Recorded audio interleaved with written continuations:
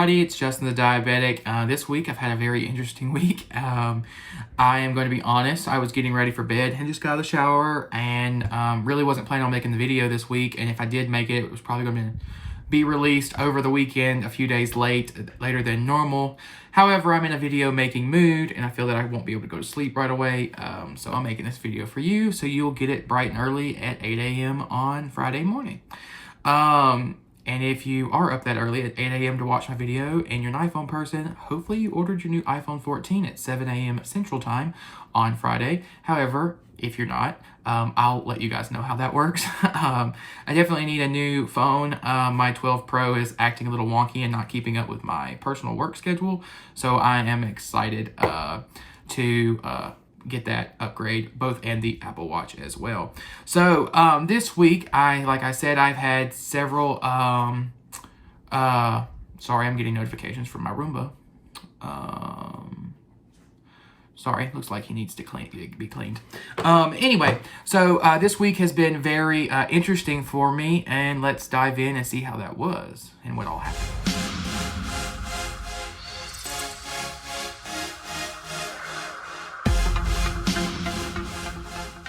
All right, so let me give you a tidbit for how my week went. I have this and this. All right, so I thought I had my Omnipod 5 auto reorder from Walgreens Community Pharmacy. Since I am in Texas, the community pharmacy that I have to use is in Austin, and they are shipped to Amarillo. It is typically overnight shipping, and they will typically ship the next day, and then I'll have them on the third day. So I realized when I was getting an Omnipod out of the box that I have at work that the script says the 27th, and it was like the 3rd or 4th. So I was like, oh crap, my pods didn't reorder. So I called the pharmacy to have my prescription reordered, and of course, since I'm calling on Friday and Labor Day weekend, I didn't get the pod till Wednesday. So I started Friday I had started my second to last pod, and I had one pod remaining throughout the weekend, and it also was my cheat weekend on the diet. I went to this rodeo thing, and I told myself I was going to just enjoy myself and have whatever snack foods I wanted. I didn't cheat that bad. I just had like the lunch with a little carbs with potato salad and stuff, and then some ice cream, but I didn't go crazy with candy. And then Labor Day, we did barbecue at the house, so I had like some burgers and fries and stuff. So anyway, I was kind of enjoying myself that weekend. So what did I do? I don't recommend this unless you're extremely comfortable, but I dug out my old Medtronic pump. Why did I use the 530G? Because my wonderful 770G will not boot. I placed several batteries in it that I know are new and fresh, and I get the Medtronic on the screen, and then it like crashes and it won't boot at all. So I pulled out the trusty handy dandy Medtronic 530G, which is like, this particular one was a warranty item on my final few months, so it's about 5 years old. And it booted right up. I turned the basals off. So I didn't get any basal rate insulin. I was only using it for my bolusing for my food, and I did wear this for most of the weekend, and I let my Omnipod just do my basal insulin based on its auto mode algorithm. That worked really well. However, the exciting part of my weekend, my site with the Medtronic pump was a very slow absorbing site, and I didn't realize it. I thought my sugar was just staying high because maybe I was not used to carbs, because I had more carbs this weekend than I've had in the past 2 months. So I thought maybe that was the issue until I was asleep at night, and then my sugar plummeted. It's okay, I dealt with it, no major deal. But that also leads us to the next exciting part. I did find out, sorry, I'm moving the desk and shaking the camera, my bad. I did find out that the Omnipod will beep if it senses their Dexcom sensor is low. I think that is an amazing safety feature that I'm really excited that Omnipod did, because at the time I did have my PDM on vibrate, and my iPhone was also like on do not disturb, and it wasn't making any noises. So the pod, it was on my arm, woke me up, and I realized that my sugar was in the 50s, and I got up and treated that low, which then caused a high, and then that's how my week went. So that was that. I am, though, really happy with the Omnipod 5 and the Dexcom. I just changed my first Dexcom transmitter. So for those of you who don't know, the Dexcom transmitters are good for 90 days or 3 months. And it will alert you on your mobile device that you're using to manage the Dexcom when the battery is getting low and when you need to change it. So I did change my transmitter. I didn't have any issues transferring the transmitter back over to the PDM. You do have to enter manual mode on the PDM in order to change the transmitter serial number. I deleted that out after it connected to my iPhone, and it instantly started doing its thing with the PDM, and then after the warm-up, it started working without any issues. So several of you have asked. I do calibrate my Dexcom typically on day 1, and that's about it. If I feel that the calibration is off, I will calibrate it additionally. However, typically on day 1, it's pretty accurate. The Dexcom tells me that I'm low and I feel low, I am low, and the same thing with when I feel high. It's doing very well. I did calibrate it this morning, placed it on last night, calibrated this morning, so 10 to 12 hours after warm-up, and the Dexcom was reading 190, and my actual blood glucose was 170. So it's very accurate. I did go ahead and calibrate it, and it's been pretty good so far for the rest of the day.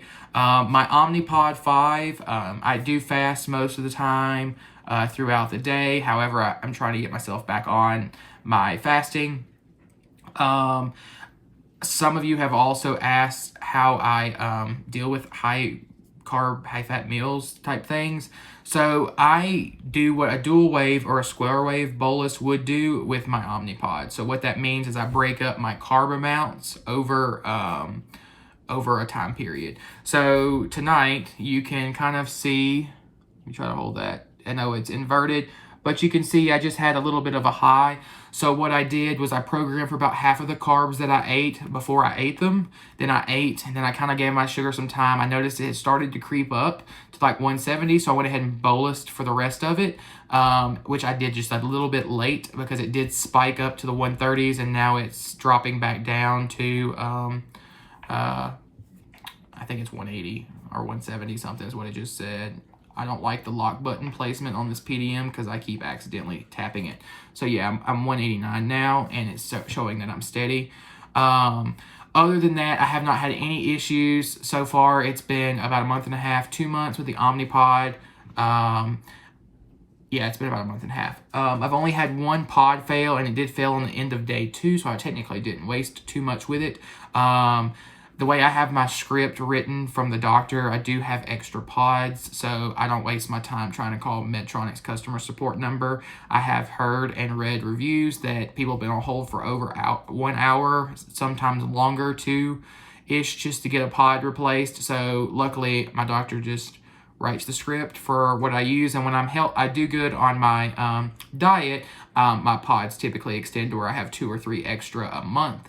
And we move on. However, this month I had the one failed pod, and then this is what I get for changing my pod in the middle of the night. I woke up to change my pod. It had ran out of insulin, and I accidentally didn't put the insulin in the pod before I placed it on my body. Yeah, that's the way I felt. So I had to take that one off. So that one was a dud too.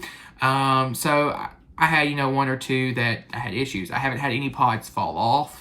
I haven't had any problems with my Dexcom falling off, which is very impressive. I do have slim patches, I think is what they're called on Amazon. You get them in different colors. I have the Dexcom and the Omnipod versions.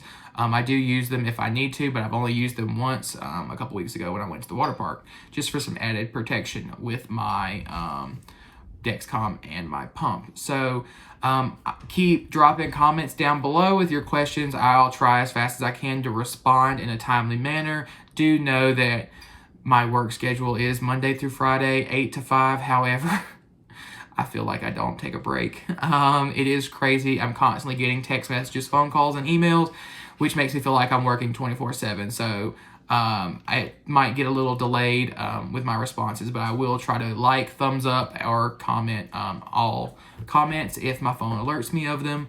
I do appreciate the support. The channel is growing by 60 plus subscribers in a 28-day period.